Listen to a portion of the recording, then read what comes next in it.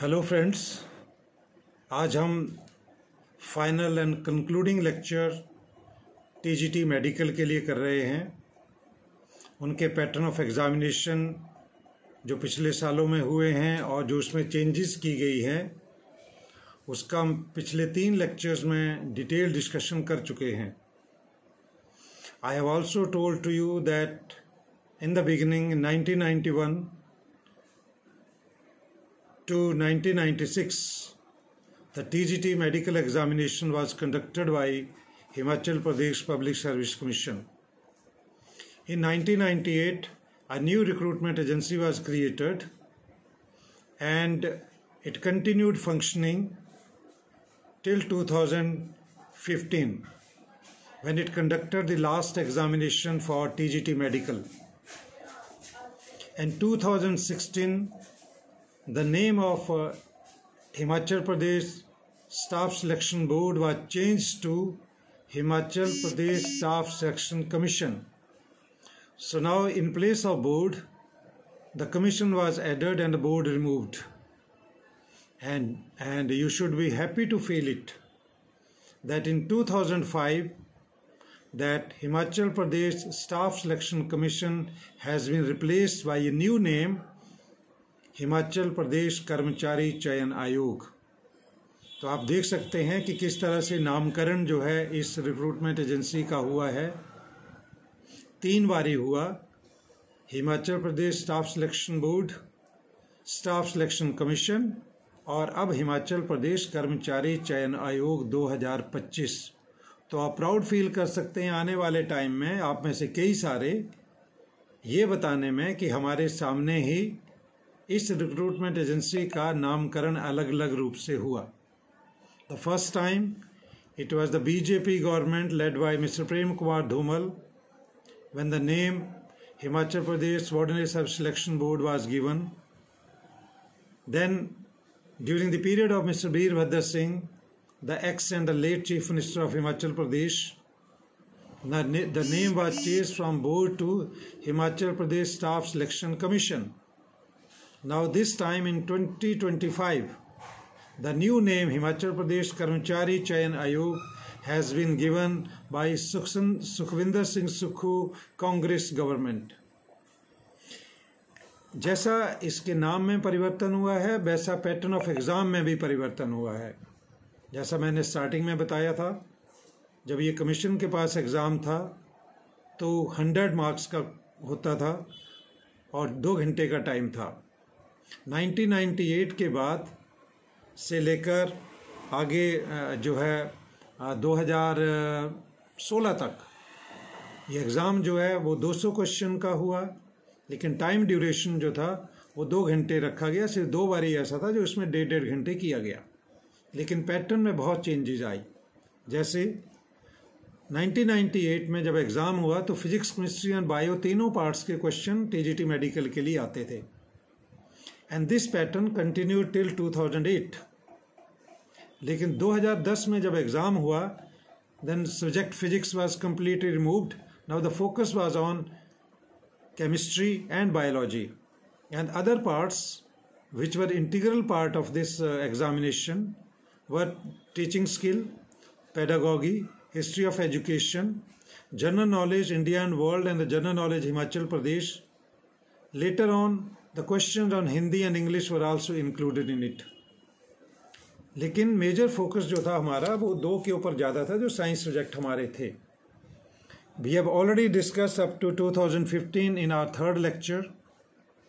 Today I am going to talk from 2016 onward, 2016, 2018 and 2020, जो इससे पहले आखिरी बार एग्ज़ाम हुआ है। मैंने पिछले भी बताया था कि पिछले 4 साल में टीजीटी मेडिकल का कोई एग्ज़ाम नहीं हुआ और ये 4 साल का एक गैप था, जिसके बाद अब ये एग्ज़ाम होने जा रहा है तीनों स्ट्रीम के लिए, TGT medical, TGT arts and TGT non medical.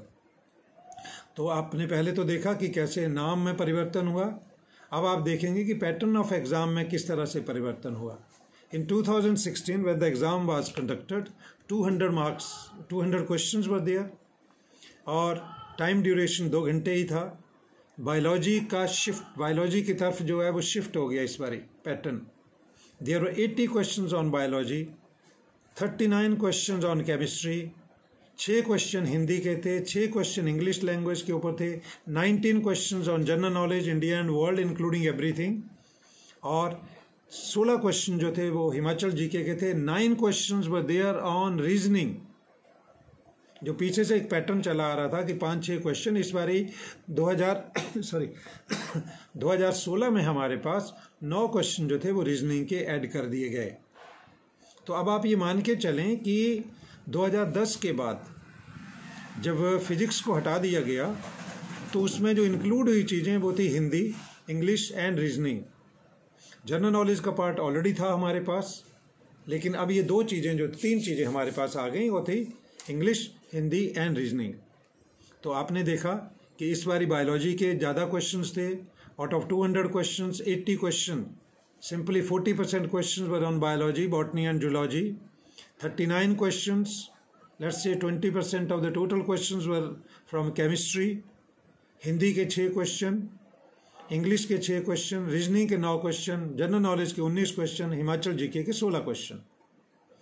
2018 में जब एग्ज़ाम हुआ तो 2018 में number of question were reduced, now there were 170 questions. Time duration उतना ही रहा जितना पहले था, लेकिन इस बार एक और बड़ी शिफ्ट हुई कि बायोलॉजी के क्वेश्चन, उसमें से 75 questions were there on biology, botany, zoology. जो केमिस्ट्री था it was substantially reduced, the number of question on chemistry were 30। General knowledge के 35 क्वेश्चन थे, हिमाचल जीके के सिर्फ 4 क्वेश्चन थे, लेकिन इंडियन वर्ल्ड का जो जनरल नॉलेज था उसके ऊपर 35 क्वेश्चन हमारे पास थे। इंग्लिश के और हिंदी के 3-3 थे, एजुकेशन के 20 क्वेश्चन थे, and this time there was not a single question on reasoning. तो आप देखेंगे कि जो एजुकेशन के 2016 में 30 क्वेश्चन थे और यहाँ पे 2018 में आके 20 हो गए, लेकिन रीजनिंग पूरी तरह से साफ हो गया। ये इसलिए भी हुआ कि नंबर ऑफ क्वेश्चन जो थे 30 क्वेश्चन रिड्यूस हो गए पहले से। तो अब एग्जामिनर को, पेपर सेटर को एंड रिक्रूटमेंट एजेंसी को ये डिसाइड करना था कि जो टीजीटी मेडिकल है, जिनके लिए फोकस बायोलॉजी है, उसके क्वेश्चंस की जो नंबर है उनको बढ़ाया जाए और जो अदर सब्जेक्ट्स हैं उनको रिड्यूस कर दिया जाए। So from that angle the reasoning, this time there was not a single question on reasoning. Then in 2020, the last time before this, when the exam was conducted by Himachal Pradesh Staff Selection Commission, that was the last exam conducted by the commission. Now it's a कर्मचारी चयन आयोग। तो आपको ये भी ध्यान रखना होगा, क्योंकि कई बार जनरल नॉलेज में ये प्रश्न भी पूछा जा सकता है, Himachal Pradesh service selection board कब स्थापित हुआ, कब ये कमीशन बना और कब अब ये चयन आयोग बन गया। जबकि ट्रांसलेशन अगर आप करें Himachal Pradesh staff selection commission का, तो ट्रांसलेशन यही आएगा, हिमाचल प्रदेश कर्मचारी चयन आयोग। तो आप नाम में परिवर्तन इसी रूप में अब ये जाना जाएगा। अब इस टाइम जो था 2020 में आपके 80 questions were there on biology, then 30 questions on chemistry. Chemistry में लगातार क्वेश्चन आ रहे हैं शुरू से ही।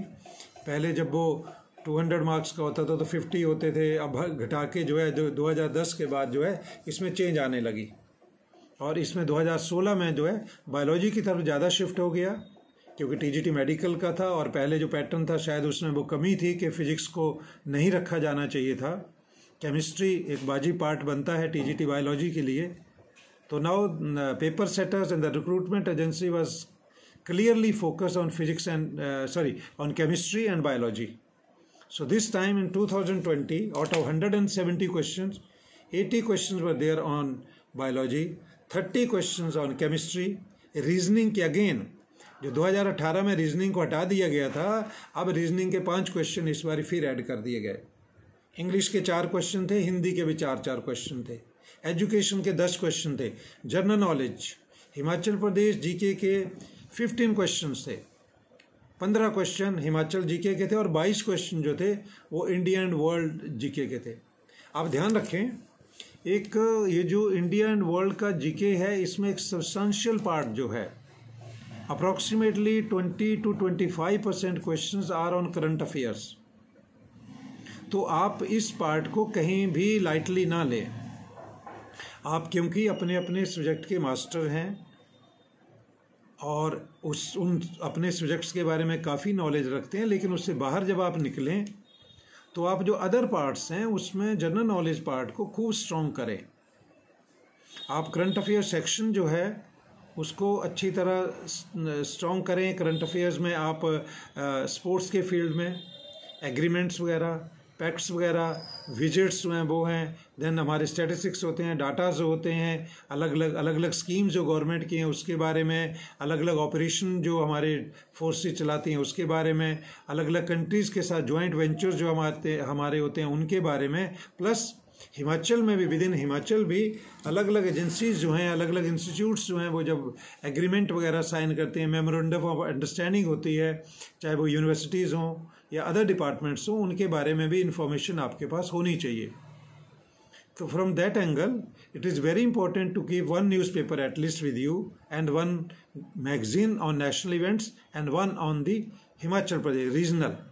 हिमाचल प्रदेश के ऊपर भी आप जो है एक मैगजीन अपने साथ हमेशा रखें, जैसा कि एजी पब्लिकेशन द्वारा हिम प्रतियोगिता संसार हिंदी और इंग्लिश दोनों में आती है और उसमें पूरे करंट अफेयर्स होते हैं, पूरे मंथली इवेंट्स जो हैं वो कवर किए जाते हैं और मंथली इवेंट्स जो हैं वो उनके ऊपर MCQ भी आता है, प्लस जो मेजर इवेंट्स होते हैं उनके ऊपर डिटेल जो है वो डिस्कशन किया होता है, एक पूरी कमेंट्री की होती है।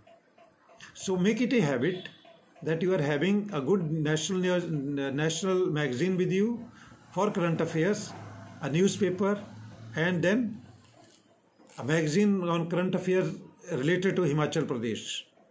तो आपने देखा कि 2010 के बाद जो था 2000 फिर 15, 16 में आके जो है पैटर्न में और changes I, number of questions फिर 2018 में रिड्यूस कर दिए गए, 2016 तक एक सिंपल सा रखें कि 1996 से 1996 से लेकर आपके 2016 तक 200 क्वेश्चन ही रहे क्वेश्चन पेपर में, और 2018 में और 20 में 170 क्वेश्चन कर दिए गए।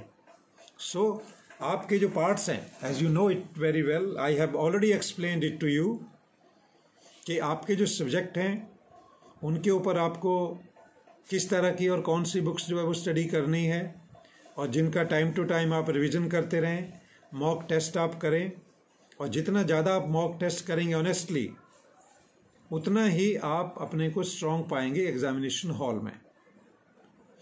मेक इट ए हैबिट कि आप जो वीकनेस हैं आपकी, जो आपको लगता है कि आपकी ये कमज़ोर एरिया है, कमज़ोर कड़ी है इधर, तो उसके ऊपर ज़्यादा ध्यान दीजिए और वो टाइम उस पार्ट को दीजिए जब आपको लगता है कि आप बिल्कुल फ्रेश हैं, आपको लगता है कि ये टाइम सबसे अच्छा है कि मैं कंसंट्रेट कर सकता हूँ, और उसको जो उस पार्ट के ऊपर जब आप पढ़ें तो आप पाएँ कि भाई वो आपको फिर एग्ज़ाम में हेल्पफुल रहे। मैंने जो नहीं बताया वो बुक्स के बारे में 2-3 का, वो एक तो हिंदी और इंग्लिश के ऊपर। हिंदी के लिए इस टाइम सबसे अच्छी किताब जो है वो व्याकरण भारती है, जिसमें आपके 100% जो क्वेश्चंस आते हैं किसी भी कॉम्पिटिटिव एग्जामिनेशन में, उस किताब में आपके सारे प्रश्नों के उत्तर चैप्टर्स के रूप में मिल जाते हैं। कोई भी पार्ट, कुछ भी ऐसा नहीं है जो पूछा जाए और उस किताब में उसका उत्तर आपको ना मिले। ऐसा ही English grammar written by BD Sharma, published by AG publication, is a most comprehensive English grammar, जो ऑल इंडिया लेवल पे that has been considered most authentic and most invaluable book on English grammar. आप उसको भी अपना part बनाएं, अपनी study का, अपनी लाइब्रेरी का एक पार्ट बनाएं कि आपके पास वो ग्रामर होना चाहिए, आपके पास ये व्याकरण होना चाहिए, जिससे कि जब भी ज़रूरत पड़े, जब भी आप पिछले सालों के पेपर करें या मॉक टेस्ट करें और जब आपको लगे कि किसी प्रश्न का उत्तर आपको नहीं मिल रहा है जो क्वेश्चन सेट किया गया है, तो आप इजीली उन प्रश्नों के उत्तर यहाँ ले सकते हैं, पा लेंगे। ये इसको लाइटली ना लें, क्योंकि कोई भी कैंडिडेट, साइंस स्टूडेंट हैं आप और एक कमज़ोर कड़ी कई बार होती है कि हिस्ट्री से रिलेटेड क्वेश्चन है, जियोग्राफी के रिलेटेड क्वेश्चन है, इकोनॉमी से रिलेटेड क्वेश्चन है, तो उन क्वेश्चन को आपको कैसे तैयार करना है। तो आप जैसा मैंने कहा कि मैगज़ीन के थ्रू भी आप कर सकते हैं, और छोटे लेवल की 9th 10th 11th 12th की जो बुक्स हैं, हमारी NCERT की जो बुक्स हैं, वो काफ़ी आपको हेल्प करेंगी। Plus the books publish particularly for TGT medical, जो हेल्प बुक्स होती हैं, जो गाइड्स होती हैं, जो मैनुअल्स होते हैं, वो आप अपने पास जरूर रखिए। उससे पैटर्न ऑफ एग्जामिनेशन भी होता है, और उसमें थाउजेंड्स के उसमें जो है संख्या में आपको क्वेश्चन मिल जाते हैं, और आपका एक पूरे का पूरा रिवीजन हो जाता है। इस चीज़ की प्रोबेबिलिटी हमेशा बनी होती है कि आपका चाहे एग्जामिनेशन हॉल में क्वेश्चन पेपर हो या बुक में आपके क्वेश्चंस हो, कि माइनर क्लैरिकल या टाइपिंग एरर उसमें हो सकती है, लेकिन वो आप सुधार कर सकते हैं अगर आपने अच्छी तरह स्टडी की हुई है, इंटेंसिव स्टडी आपने की हुई है। So dear friends, this was the concluding lecture for TGT medical students. For TGT Arts, I had only 3 lectures. For TGT Medical, I gave the 4 lectures on it, क्योंकि comprehensive nature था, number of question papers were there, और मैं चाहता था कि मैं discuss करूं इस चीज़ को। और आपको ये हमेशा ही ध्यान रखना होगा कि जो पैटर्न शिफ्ट होता है, वो पैटर्न शिफ्ट में अक्सर स्टूडेंट जो हैं वो अपने तरीके से तैयारी करते हैं, लेकिन उनको उन चीज़ों के बारे में तैयारी भी करनी चाहिए जो एकदम बिल्कुल हटके है, और वो एज आपको तभी मिलता है। जो सक्सेस और फेलियर्स का जो एक पतली सी एक दीवार है, वो यहीं पे खड़ी हो जाती है। एक वो हैं जिन्होंने इंटेंसिव एंड एग्जॉस्टिव स्टडी की हुई है, और एक वो हैं जिन्होंने सिलेक्टिव स्टडी की हुई है। तो सिलेक्टिव स्टडी अभी नहीं, सिलेक्टिव स्टडी ओनली जस्ट 10 और 15 डेज बिफोर द एग्जामिनेशन। उससे पहले आप हर चीज़ को, हर कॉन्सेप्ट को क्लियर करें। आप एजुकेशन के ऊपर बुक्स पढ़ते रहें, आप अपने सब्जेक्ट के ऊपर बुक्स पढ़ें, और उसको एनालाइज भी करें। जैसा मैंने और स्टूडेंट्स से भी कहा था, आर्ट्स वालों से भी, कि अगर आपके पास अच्छा एक पीर ग्रुप है, आपका एक अच्छा फ्रेंड सर्कल है, वो लोग जो एग्ज़ाम में अपीयर हो रहे हैं, तो आप बहुत सारी चीज़ें उनके साथ डिस्कस कर सकते हैं। आप डिस्कस करें। आप डिस्कस करने से आपको ये होगा कि जो कंसेप्ट क्लियर नहीं है वो भी होते जाएंगे, और उससे आपका जो टाइम है वो काफ़ी सेव हो जाता है।